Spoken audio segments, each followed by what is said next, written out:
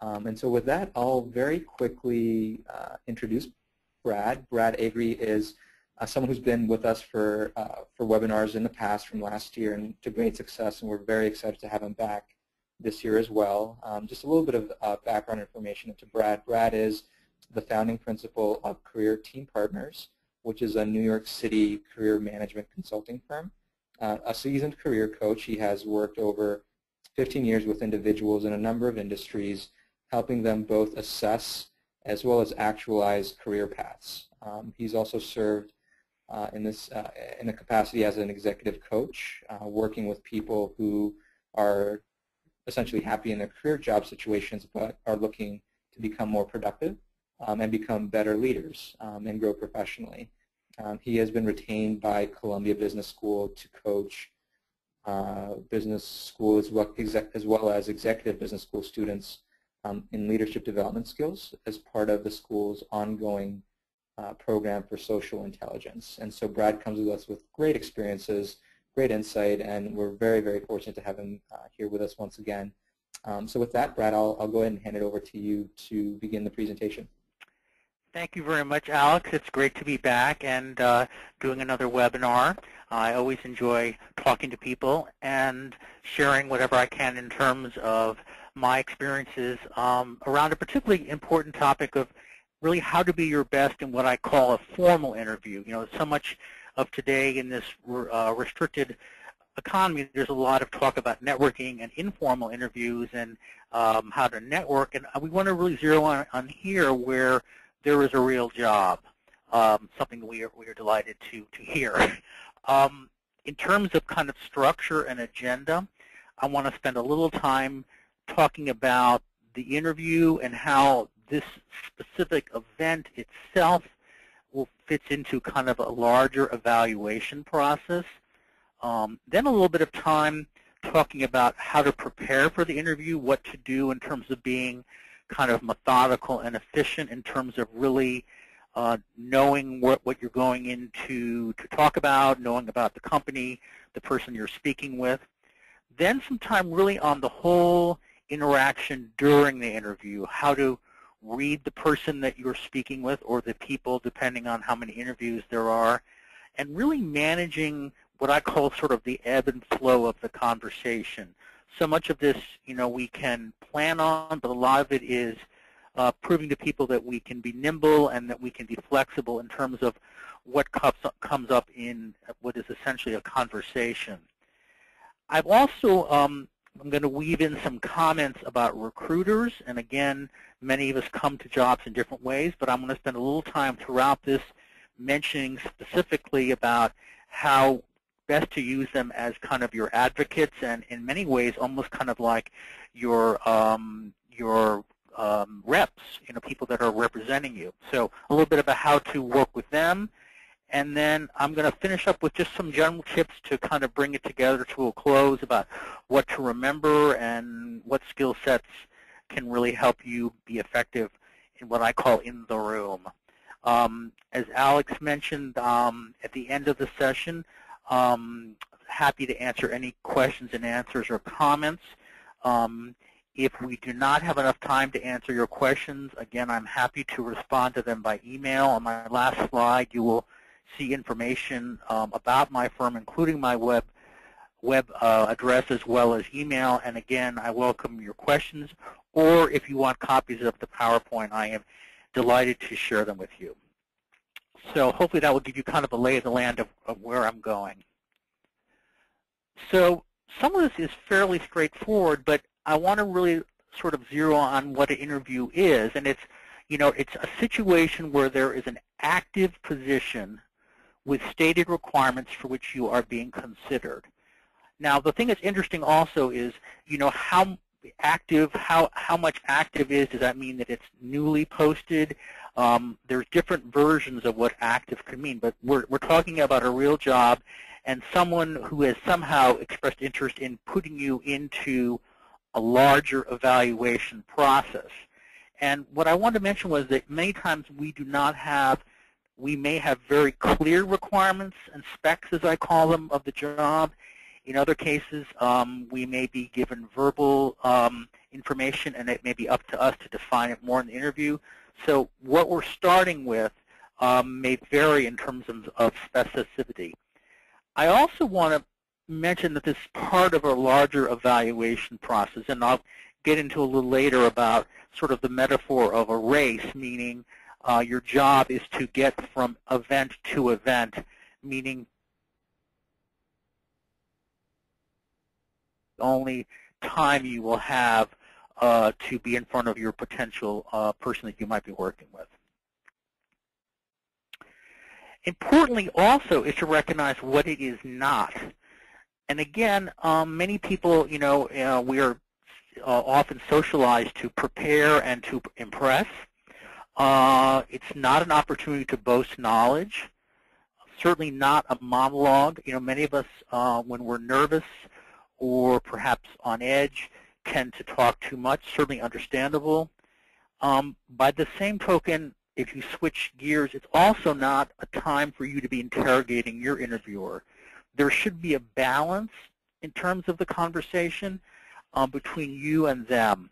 And what I like to say is it's kind of a change in mindset, because I think many times a lot of pressure is being put on people to make this a performance. And what I'd like to think of it is, let's think of this as moving from a performance to a relationship-building conversation. And you see how different that is? That's much more about establishing rapport and less about being sort of a polished, scripted candidate. So when you look fundamentally at the interview, why do people hire you? And when I give a course on this, I always start, when I'm talking with interviewing, I always say there's 3 things that you need to prove. One is you can do the job. That is, you have the skills. You may need to have the right kinds of skills or facility in certain areas. You want to do the job. How many of us have been in interviews where we are totally qualified and we come across as extremely neutral, I won't say bored, but I'll say going through the motions. So wanting to do the job. And then the third area, which is probably the most subjective and hardest, is, are you a good fit? Do you fit the culture? And that's something that, again, we'll talk a little later about this, about sort of understanding from both your end and their end if you would be happy finding a home here. But your job as you move forward in this process is ultimately to prove these 3 things.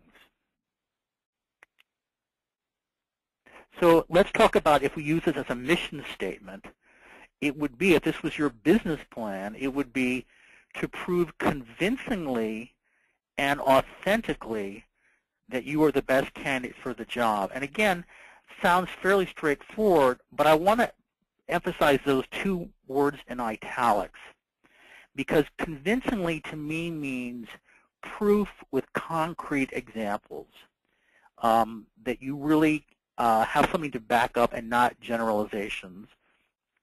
And by authentic, I mean that it sounds like you, that it's not a pre-canned script that tells me what you think I want to hear. As Alex mentioned, I do a lot of work at Columbia, and when I'm in corporate America, when I was back working at companies, I worked and did a lot of recruiting, and I remember being in those little offices where you have a half an hour and you see like 11 people, and they're trying to get callbacks. And I felt like, is there anyone here that has anything that's different or not a sort of scripted MBA answer? And so I want to say that bring your personality and bring your if you have a sense of humor to it, something that's you and not something that is again so tightly written that it is flat. So let's talk a little bit about before the interview. You want to get a full grasp of the job description. Sounds very obvious, but I've talked to many clients that have gotten everything from a written 2-page job description from a recruiter, with really specific specs of what they're expecting and what their requirements are and the salary range, to people that have gotten phone calls the night before for a marketing job. I mean, look at the variation on that spectrum. So you're trying to get as much as you can ahead of time, and it may be that some of this you may not get ahead, and you may have to probe when you first arrive at your meeting. Who or whom you will be speaking with and their titles. Again, it may be an HR person that starts off with and says you're talking to a couple of marketing people. Understand, are these people that are, for instance, hierarchically one junior to the other? Are they in the same group? Are they people that might be potentially colleagues? But you need to get a sense of kind of the levels of these people, and you also need to understand how long you will have with them. Again, a very obvious question. Often if there are more than one, you will have a schedule. But understand, if you're talking to a senior person, how much time. And again, if this is not laid out, it often is helpful to say, when you get in there, I'd like to do a time check, just so you understand how much time. Nothing worse than having your kind of finale ready and the person saying they have to see the next person.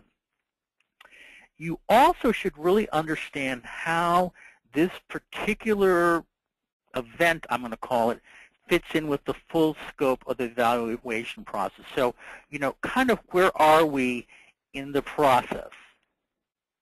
So a couple of different scenarios. I mean, it may be what I call an initial screening.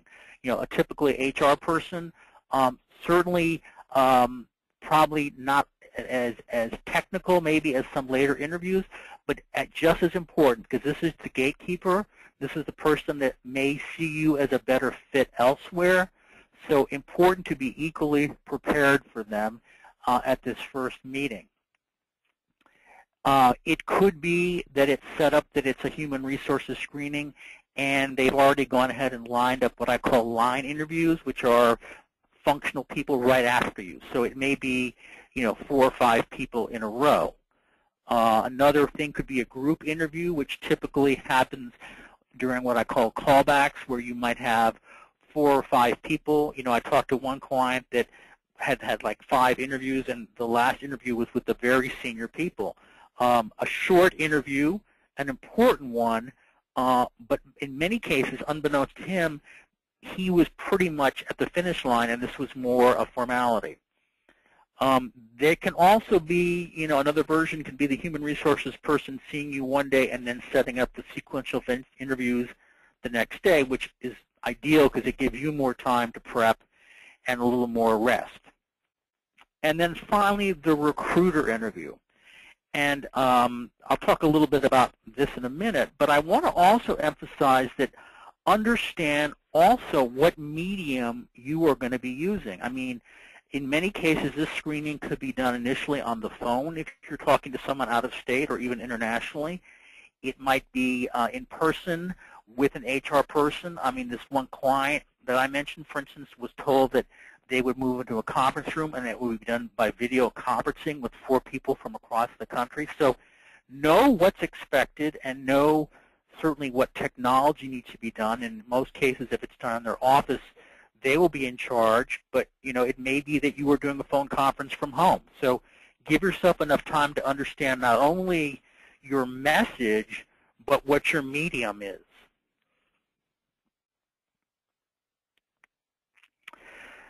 You need to be prepared comprehensively for all scenarios, and I want to talk a little bit especially, and I say including, but I say especially with recruiters. They are your advocate, and certainly they are earning a commission or a retainer or whatever, but with them, you need to be polished, just as you would be if you were with their client. You need to be sure of what you want in terms of is this if this job is right for you, why you want it, and what your motivation for going there is. You need to be honest. If you get in there and it's something that doesn't seem as interesting, better to have them know ahead of time than to go full force and get you in a situation that is what I call, again, inauthentic. and you need to be relationships oriented. You know, these are people that you may want to be working with in the future. So these are people that you can confide in.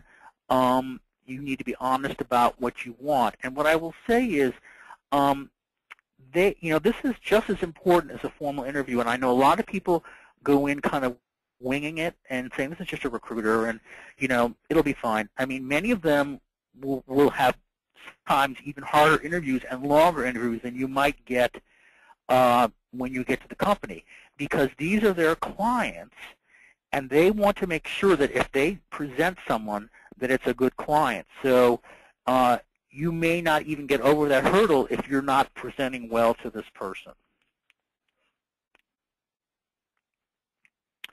In terms of preparation, and I'm going to divide this piece into two sections.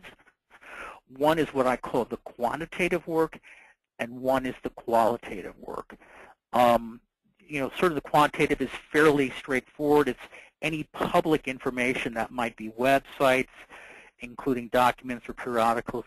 And you want to get information about the firms, the background, the history, the structure, you know, if there are subsidiaries, how these work together, the extent you can in terms of, for instance, if it's a consulting firm, is it across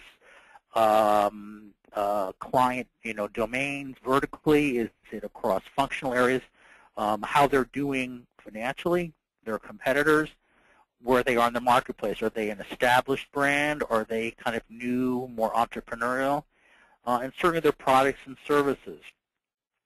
The comment I make to many people in preparing, and again, I'm always of the attitude to be better prepared than over-prepared, but I think there is a law of diminishing returns. And by this I mean, I've talked to many people the night before that spent a lot of time surfing the net and getting a lot of information. Be your own advocate and say, at what point do I have enough information that I can move forward to the qualitative? And I would say I would be spending more time, as much or more, on developing questions that get at that third piece that I was talking about. Remember, I talked about the culture and the fit.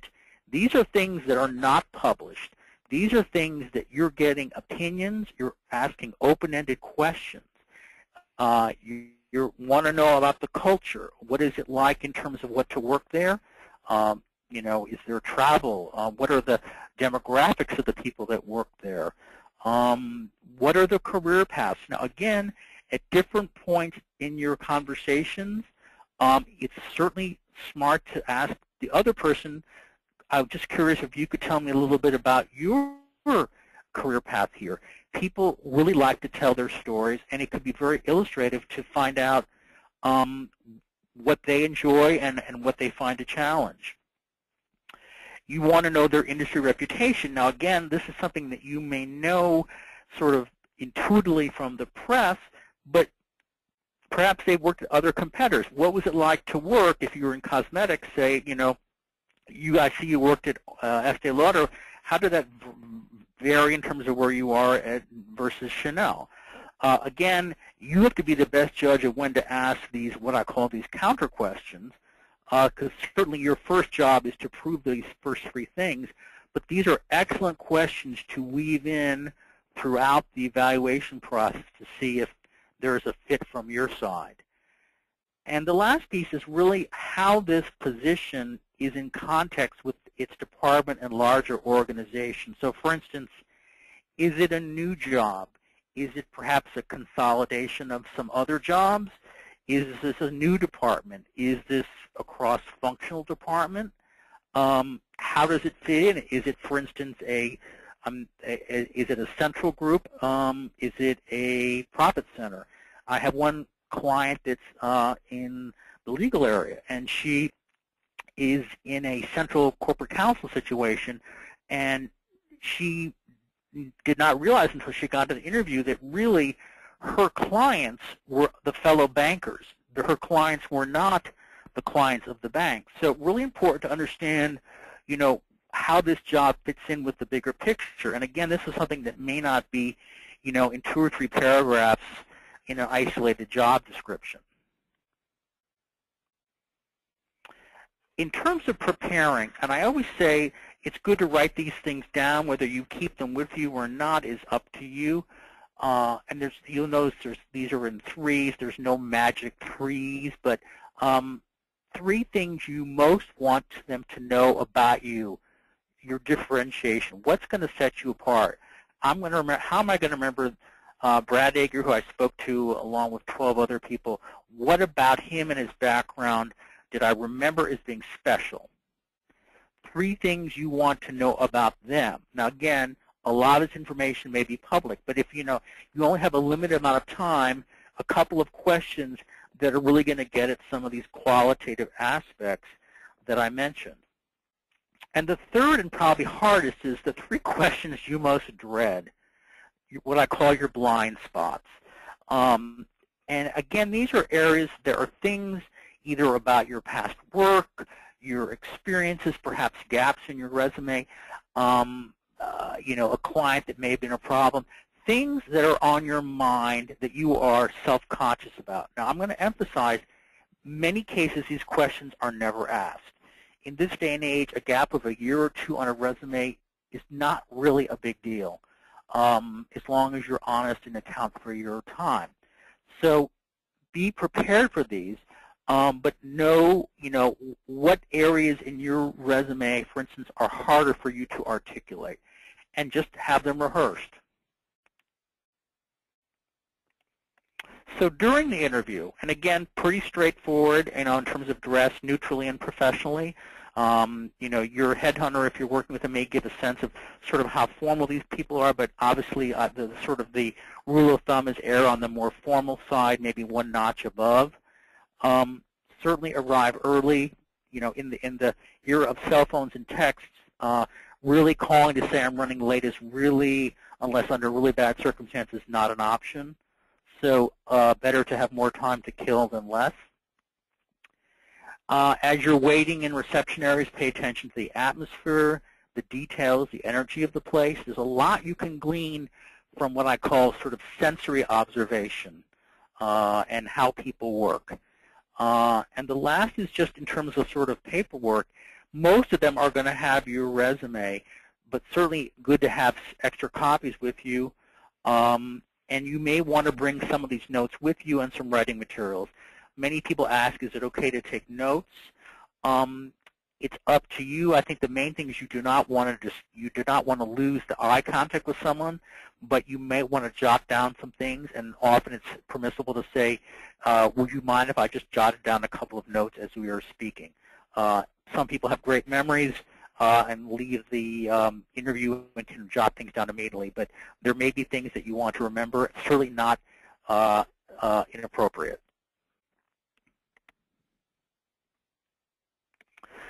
So as we're getting into the interview, there's this initial social rapport, and I don't quite think that people make a judgment. They say in 2 minutes they decide whether they want you or not. I don't think life is quite that cut and dry, but there is a certain amount of rapport.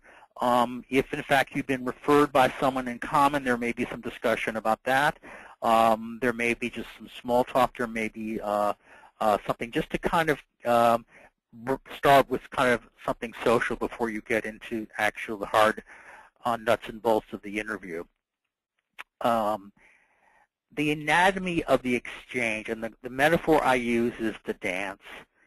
Think about when you're dancing with someone. At some point, he or she may lead. At one point, you may lead. And what it is the 2 of you getting in sync with each other. Because let's say you probably may work together. So the idea of even this as a mirror of or a metaphor for your work, this could be really, really helpful. So be prepared, be flexible to the agenda order, and I'll talk a little bit about ways that one can begin these interviews, but be, as I said, nimble or able to really be flexible in terms of what's discussed first, or things may jump around a bit, be flexible.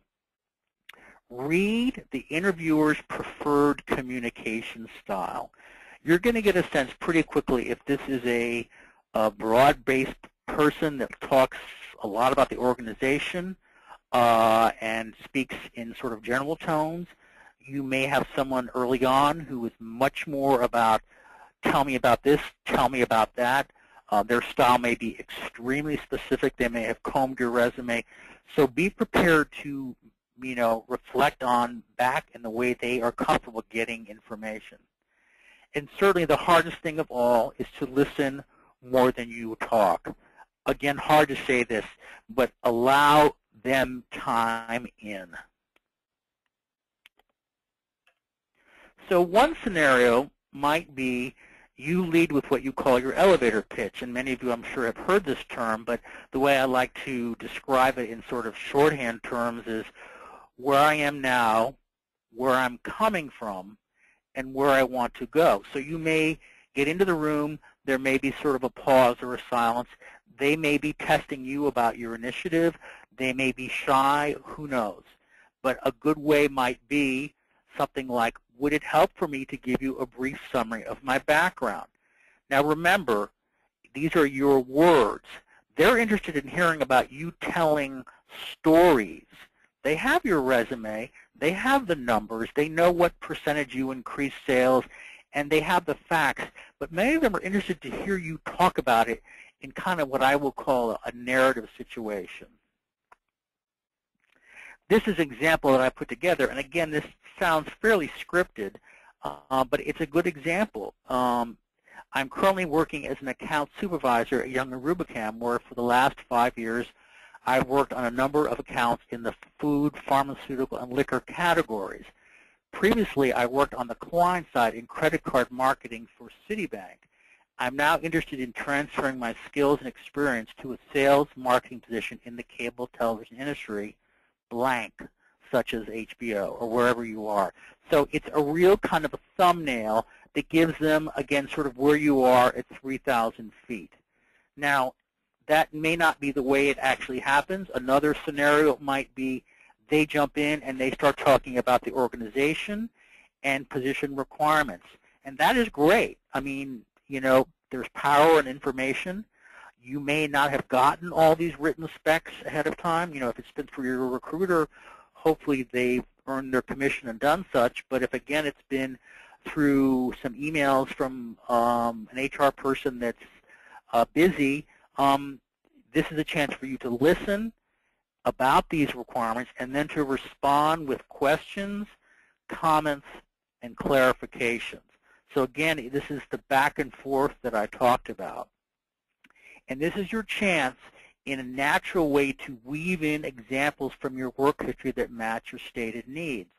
So the person might say, well, we're looking for someone specific with international experience. And you might say, I'm curious, the international experience, what type of, is that around existing brands or new brands? And they might say, well, combination. You say, well, that's very interesting, and that reminds me of some of the work that I did when I was at Y&R on blank. So again, it's a natural conversation that falls out of basically seeing a need and fulfilling it.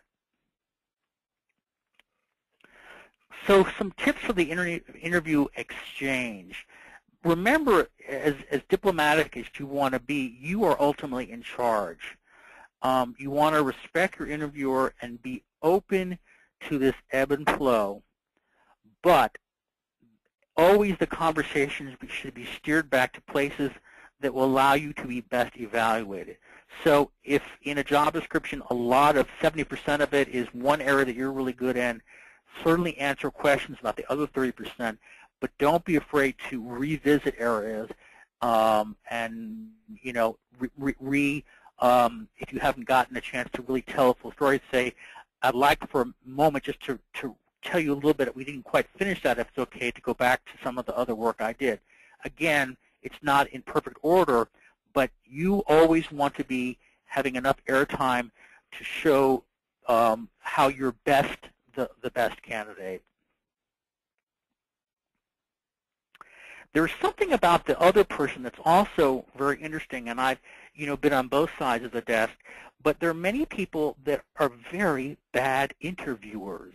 And I'm sure we've seen this, where we actually are probably better interviewees than they are better interviewers. How embarrassing. They may not be good at this. They may be introverts. You may have caught them on a busy day. They may have been handed your resume 5 minutes ahead of time. You don't know where they're coming from, but you need to recognize that some may need to really be prompted. And some of this coaching, I call it, is a very sort of diplomatic way of helping them along in a very discreet way. So it might be something like, there's a pause in the conversation, and you say something like, would it help for me to, at this point, tell you a little bit about my experience with international product launches? Again, it's an open-ended question. You're allowing them to answer it, but it may help better frame what you all are talking about. You also want to manage the person's speaking. They may pontificate about the organization. You have an hour, and you're already 40 minutes into the organization. You need to segue into talking about you so that you get enough airtime to prove those two first points that I mentioned earlier in the slides. When you're talking about your stories, and I keep putting stories in quotes because stories to me is sort of the colorful version of the resume of your accomplishments or what you've done. Give them the appetizer, not the whole meal. Chances are your resume is fairly specific, but don't tell the whole story. Many of us, again, back to being nervous, will, they may ask you, well, tell me about what you did when you worked in Japan. Don't take them through every step. Give them a summary and then allow your interviewer to have room to ask follow-up questions about the details, the circumstances, what's happened within the story. So you want to give it a back and forth. It shouldn't be, as I said earlier, a lecture on what I did. You're going to lose them, quite frankly, as in terms of their awareness and their attention. So what about when tough questions come up? And these are invariably, these could be combinations of blind spots, but acknowledge them, answer them honestly, and steer the conversation back to areas of strength. So really be honest about, if you've been out of work for a while, tell the truth. There's always that classic thing, what have you been doing? I've been doing consulting. Well, if you haven't been consulting, don't say that. Say, you have been doing some volunteer work, you've been actively looking for work, you've been dealing with personal issues, but tell the truth. And that's, what I'm saying is, there may be areas, for instance, around when you left a job exits, whether it was a downsizing, whether it was a parting of the ways that may be sensitive. There may be areas where some of the functions you did you're not as strong in as others, or they may drill down and start asking you, well, when you worked on this campaign, did you really have profit and loss responsibility, or were you more of an assistant? So be really clear on that, both in your resume and yourself, because if you try to fudge it, they're gonna find out. And if you don't meet those criteria, couch everything in a positive way. So you might say, I haven't really, to tell you the truth, done international marketing, but I will tell you that I did work with an export-import company as one of my clients previously, or I had some experience working with a shipping company. So, try to tie to something positive and use what I call forward-looking language. So if you don't have it, to assimilate new information. And finally, for any of these things, and I want to emphasize particularly when I work with people, the whole thing about leaving firms, don't over-explain. There's this need to say, well, then there was a downsizing, and, my boss left, and then 3 other people left, and we weren't sure what happened, and, give them just the real brief thing of what happened. There's no need to really over-explain. There's just a need to address the question honestly and in abbreviated form. The whole question of salary is a big one. Certainly, if you're dealing with a recruiter, there's a whole set of of situations where you're able to be honest and describe what you're making, what you're looking for. You will have a conversation around the strategy and how that will happen, and that's really their domain, although it may come up in a conversation. What you're always trying to do is defer any mention of numbers until there's a mutual fit described. And it's kind of a cat and mouse game, I will say, but it's the answer is, I'd like to see if there's a fit, and then see, I'm sure we can work a mutually beneficial agreement out. Often, especially HR people, are just trying to make sure you're in the ballpark. So, another way to say if you're pressed is a level that is fair or competitive in the marketplace. Some clients have gone as far as to mention what they're currently making and then just stop. I think that's a little dangerous. It's honest, but again, it's kind of a poker game, and you want them to show a number first. I think if pressed even further, give a very wide range. So a little bit about closing the interview. And this is, again, you'll get a sense of this from the body language of the person you're speaking with. They may look at their watch. You can just get a sense of what's happening. Save 1 or 2 questions about the firm or the position for part of the interview. I don't mean that they have to be the most important, but something to ask, to ask them back. And it's going to be the typical signal is going to be when the interviewer brackets the interview with something like, at this point, do you have any further questions for me? It's pretty obvious. They've gotten what they need. They still want to give you a little airtime, but they want to kind of wrap it up. Certainly reasonable to ask a couple of them. And the most important thing that many, many people do not do is do not leave this room without a full picture of the next steps in the evaluation process. Many people are so elated that it went well, maybe just happy that it's over, that they shake hands and make a good impression, and they get home and they go, I don't know what I'm really supposed to do next. So a way of getting at this is some interesting questions, which are, again, are very open-ended, very friendly, but you want information. So something like, for instance, could you tell me where you all are in the process of terms of speaking with other candidates? Where am I? Have you spoke to internal people first, and now you're doing external? Or do you have a couple of finalists? Get a sense of this. Could you describe the process in terms of callbacks? So am I in the first round, or are there, how is this going to proceed? Are you going to have people speak to, if you've had an initial interview, then people in the office and then people at, say, a central location? How is that going to work, particularly if you're in a branch office and there's, say, a home office? Does that involve some kind of travel or a conference call?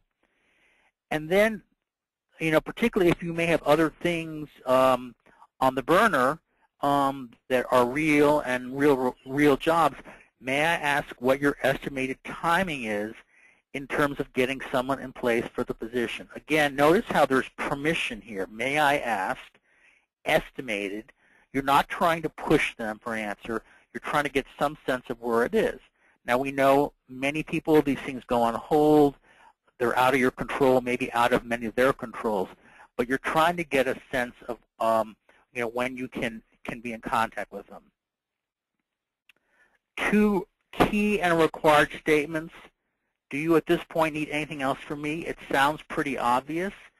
Some people have gone as far as to say, can you give me a sense of how I am as a candidate? Or, I tend to sort of err on not putting people on the spot like that.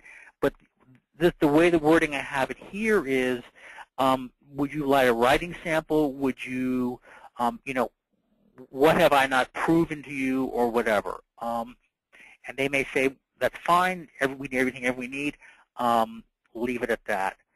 The other piece, and again, it doesn't have to be these exact words, but that you're enthusiastic about the next steps.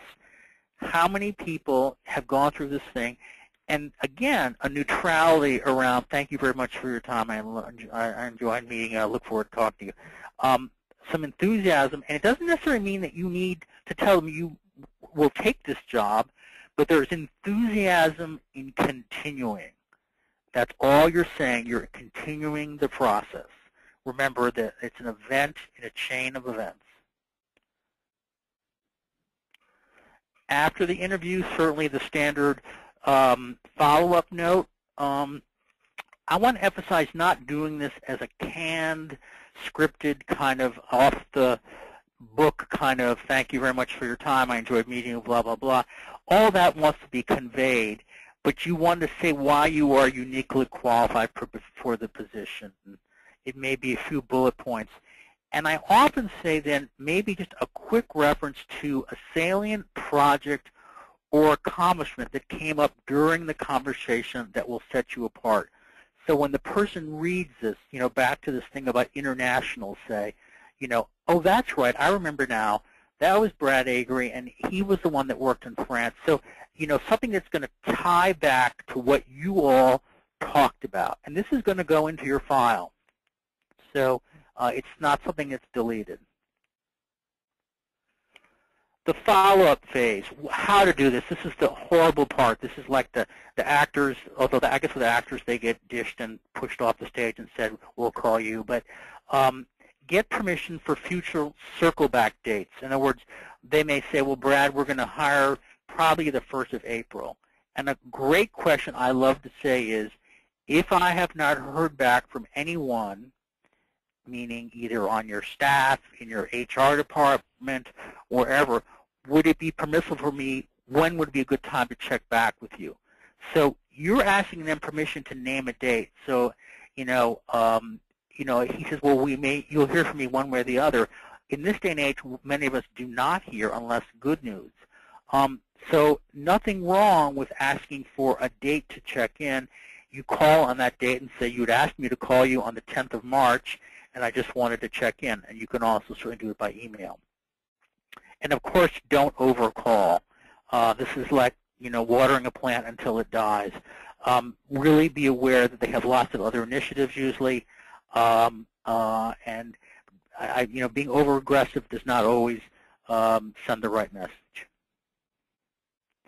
Just a little bit about recruiters. If you're working with one, certainly you want to call them as soon as possible. They probably, if they're doing the job, will call you first, but you want to give them your frank opinion on what happened, your read on the people, how you felt you did, what your strengths were, kind of give them, and I think the sooner the better. Certainly when you get home and you've gathered your thoughts, that's great. They will probably say to you, then I'll get back to you with feedback. When they circle back to you, and I've been in this situation before where I've gotten feedback on a cell phone in a car, and it's like 5 minutes, make sure you get a full sense of feedback on what was actually transmitted from the client through them. How often things are changed in terms of translation. If you're not sure of what they mean by they see you as a strong candidate, probe further. Does that mean I'm a finalist? Does that mean I'm in the ballpark? Does that mean I'm one of many? Or they see you as not having one of the skills. Well, which one and why? So really, I'll be very honest, have them earn their commission on this because you really want to know if there's still an issue that needs to be addressed. As I mentioned, also as you move forward, and if in fact you get to the point of an offer, let them handle the money. That's the best way. They're skilled at this. They know how to do this. Let them handle that. That's their one of their expertises. So just some final thoughts as you move forward. Have references ready, but never reveal them until you've had a chance to fully brief your contact. Certainly, you're not going to list them, but certainly when you're asked for them, spend some time in coaching these people on the phone about the job, what they're looking for, a little bit about the firm. The more I have to go by, the better sense of what I can tell them, then the better it will be in terms of a conversation. The other thing is just to remember, certainly this is not a webinar on resumes, but Certainly don't regurgitate it. You know, the resume is kind of something that works for you on its own before and after the interview. It can be a reminder. It can be a prompt for the person talking to you. But it should not be, you know, they have that. They want, again, they want to hear what's between the lines, what happened, what your experiences were. But make sure that that resume is tight, that it's chronological, that it's tightly edited, and that it's jargon-free. So if you're interviewing for another of different industries, make sure that it's not overly technical. In terms of kind of strategy, you know, back to what I was saying earlier, focus on the near term. Your job is to get called back for the next step in the process. So you're looking, you know, just a couple of 100 feet ahead of you. You're not looking 3 miles ahead of you. Do not worry about what would I do if I got an offer. Your job is to get a next callback and to handle each of these events as best you can. And by event, I obviously mean interview. Tackle the long term when it comes. So if the offer does come, at that point, you're in the seat of power. You get the offer. You evaluate the terms. You respond, yes, no, you negotiate, and you make a decision. But that, again, is all a different skill and something that you should not be preoccupied with at this point. So it's really about focus. And just to kind of to focus it as we are completing, you know, just as a way of sort of a checklist, you know, how to be the best you are for these interviews. Prepare yourself, research, know about what's going on with the firm and the position. Know yourself. Know what you want to talk about in terms of your strengths and perhaps even some of your weaknesses. Pace yourself, particularly if you have all-day interviews or you, say, are traveling out of town. Perhaps give yourself some rest. Get there a day early. Read the interviewer. Really be aware of this other person and their energy and their needs and their timetable. Listen more than you talk. Engage, and by this I mean the rapport building, and close. And by close I mean get an offer. So below here you just have some information about my firm, and at the bottom you'll see my email, bforday@aol.com. So again, before I turn over to Alex, you feel free to ask me if you'd like a copy of the PowerPoint or any other questions that you have. I'd be delighted to answer them. And with that, I will turn it back to Alex. Great, wonderful, Brad. We actually had quite a few questions, so we'll, I think, just go ahead and jump right into them and try to get to as many of them as we possibly can.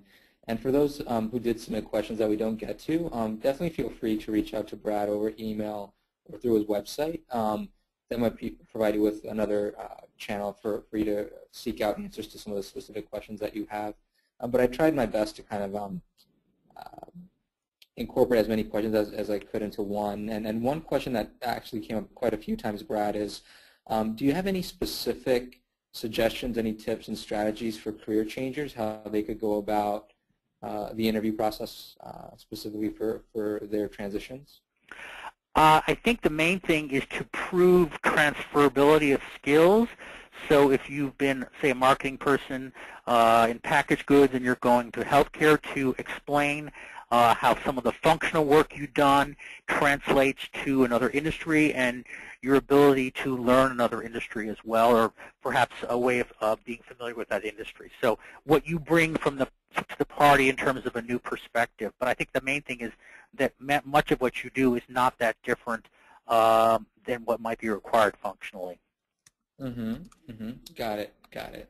And then a couple questions about the follow-up, and I'll try to kind of generalize it into and make it one question related to follow-up. How important is the follow-up? One of the attendees asked, how important is a thank you note? Someone mentioned that from their own experiences, it seemed like the follow-up may not make as big of a dent as perhaps it should. Any thoughts on the power of the follow-up and anything specifically that you recommend? I think it's a really good question. People often argue that a good performance, regardless of the thank you note, stands on its own. But I feel it's very important, and when I said in that slide, to really bracket with something. If you're going to do it, my feeling is to be creative about it and to have it personalized. If it in fact is just a formality and it's just a boilerplate, it's not going to be paid attention to. But if it's something where it can really carve out why you're different and they're going to remember you, I would send it. Mm-hmm. And there are different arguments for sending it by email versus by actually snail mail. You know, I think email obviously makes more sense. There are people that argue that sending it by regular mail gets people attention. But I think there's something also about getting it to them quickly. Mm-hmm. That makes email, I think, easier. Got it. Great. And then a few questions related to perhaps, you know, the interview process shedding light into, for the candidate, that perhaps it's not the right fit. So one of the questions that came through was, you know, they went through the interview process, they found out that it wasn't really the right fit. What's the best way to say thanks but no thanks? That's really interesting. I think probably the sooner you find that out, the better. And again, only the person knows how quickly you know it's not a fit. I mean, you know, it may be a second or third interview. There may be a way diplomatically of, you know, one can talk about it actually in the room. There may be a way of diplomatically sort of finishing the conversation, saying looking forward to it, and there may be a way of then separately writing them or going through your recruiter saying, in reviewing what I've happened, I've decided that I need to be upfront with you that I don't think it's a fit from my end, but I really enjoyed it. So you know, it just depends how diplomatic and how smooth you can be face to face. Sometimes it's easier to do that in writing them, where you can really get the language together. But I think people will respect that, you know, earlier on than later. Got it. Great. And in terms of the recruiter, obviously, you know, you can go through them, and they can be the best judge of how these people will respond best to it. Got it. Chances are, though, you should not be in there at all unless there is some possibility. You know, you should not be a collector of leads and offers that you'll never take. And then I guess more related to the actual interview itself, a couple folks brought up some, what some would consider tricky, delicate questions that will likely be asked, one being the dreaded salary question. If the interview does ask about specific salary information, perhaps, you know, this particular attendee did not feel comfortable in sharing that information. Any ideas on how to go about answering that question? Yeah, as I said, you know, I mean, there's different ways of dealing with it. You might say, well, I'm just curious. That's a good question. I wonder, do you all have a specific budget for this? I mean, there may be, it sounds like it's a tactic, but you may turn it and say, you know, I'm flexible, and if, you know, the idea of let's see if it's a mutual match does not meet their needs, and they're still pressing, you might say, well, I'm curious if you have a budget, you know, and they say, well, yes, and you know, the answer you give is, I'm sure we can find something that's mutually helpful. They're just trying to make sure that you're in the ballpark. And again, that's what I said. If you're really pressed, give a wide range.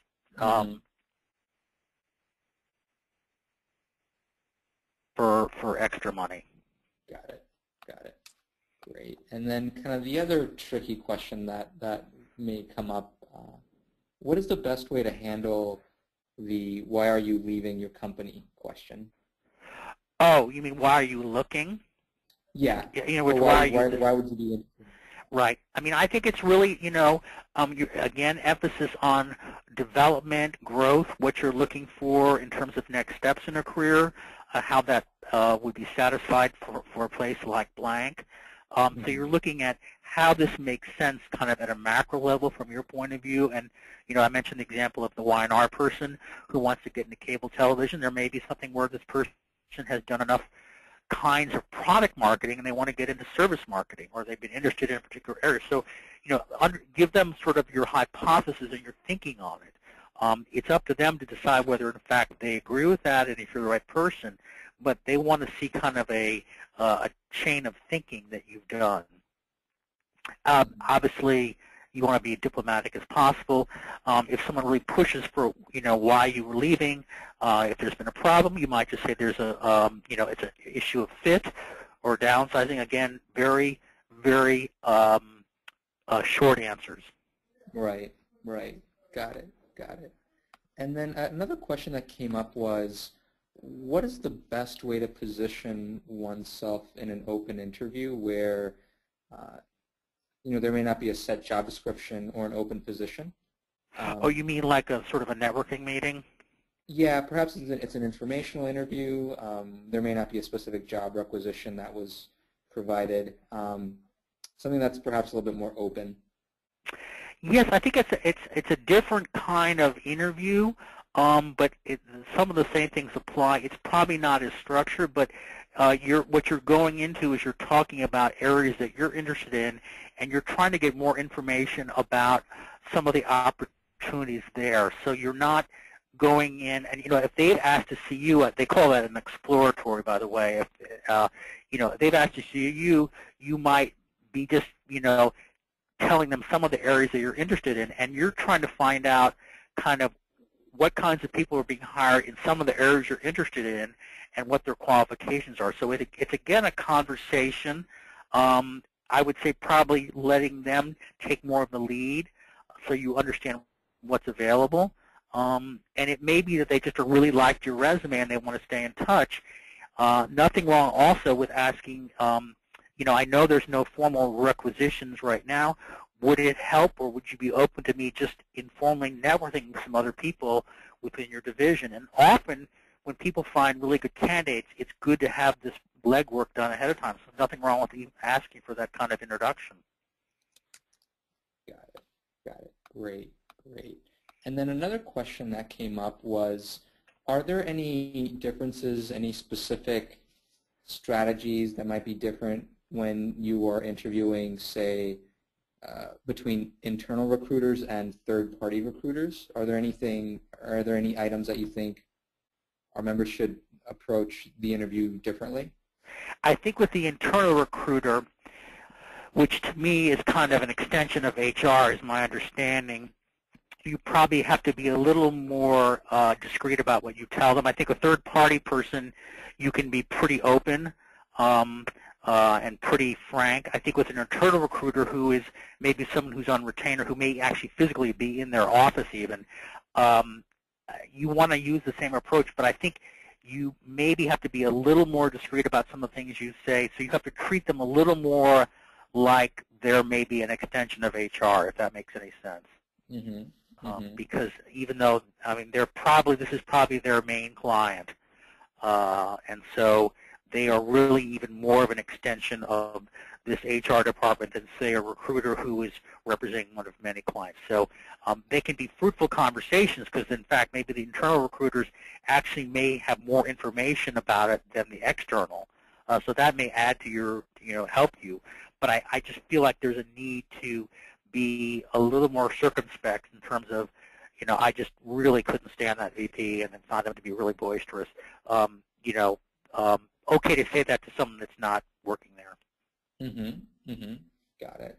And then maybe we can leave off on one final question, Brad. I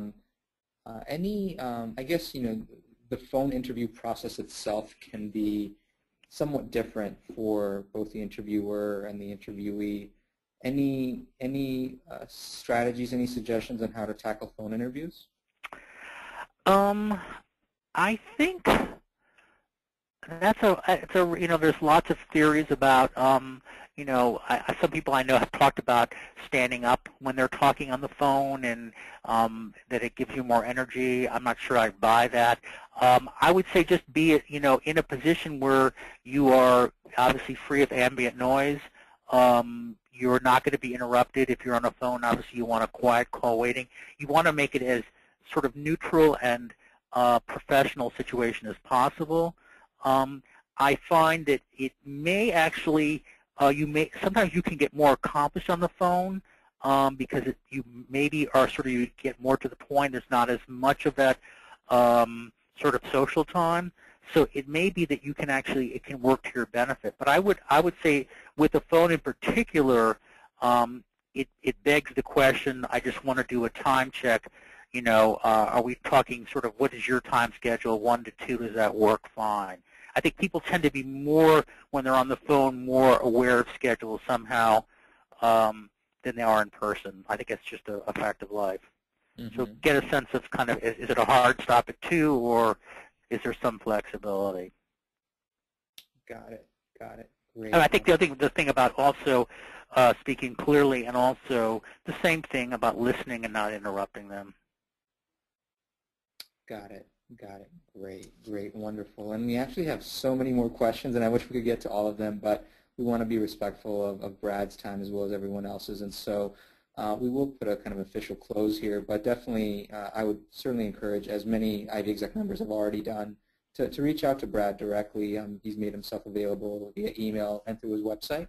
So for those of you whose questions we didn't have a chance to get to, please do contact Brad directly, and I'm sure he'll be able to provide you not only with the PowerPoint, but also with any additional feedback for the questions that you have. And just before we close out, one thing that we are always very appreciative of is feedback. And so as a follow-up, not only will we send you the link to the actual webinar, but we'll have a very short 30-second online survey that we would love for you to complete so that we get an understanding of what it is that you enjoyed, what it is that we could improve, as well as what potential topics you'd like to see in the future to ensure that the content that we're providing is really relevant to our population. So with that, I want to thank everyone, especially Brad, for taking out the time to be with us tonight. And we look forward to seeing everyone at our next webinar. Bye, Thank you, Alex. Thank you, everyone, for joining us. Thanks, Brad. Good night.